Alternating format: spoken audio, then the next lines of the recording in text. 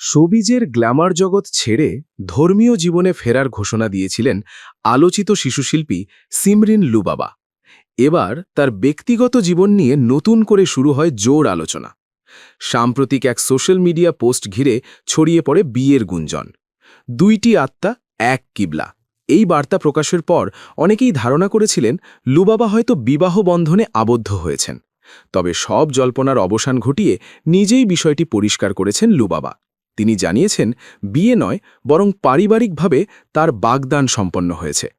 নিজের বক্তব্যে লুবাবা বলেন, পরিবারের সিদ্ধান্ত অনুযায়ী ঘরোয়া পরিবেশে এই বাগদান অনুষ্ঠিত হয়েছে। একই সঙ্গে তিনি জানান, বাংলাদেশ সরকারের আইন অনুযায়ী নির্ধারিত সময়েই আনুষ্ঠানিকভাবে বিয়ে সম্পন্ন হবে। এদিকে জনপ্রিয় চিত্রনায়িকা বর্ষা সামাজিক যোগাযোগ মাধ্যমে অভিনন্দন জানিয়ে পোস্ট দিলে বিয়ের গুঞ্জন আরও জোরালো হয়। তবে পরবর্তীতে লুবাবার বক্তব্যে স্পষ্ট হয় প্রকৃত পরিস্থিতি। লুবাবার এই পরিবর্তিত জীবনযাপন নিয়ে ভক্তদের আগ্রহ আগে থেকেই ছিল। শোবিজ থেকে সরে এসে ধর্মীয় অনুশীলনে মনোযোগ দেওয়ার পর তার প্রতিটি পদক্ষেপই আলোচনায় এসেছে। সব মিলিয়ে গুঞ্জন আর বাস্তবতার ফারাক দূর করে নতুন জীবনের পথে আরেক ধাপ এগোলেন সিমরিন লুবাবা।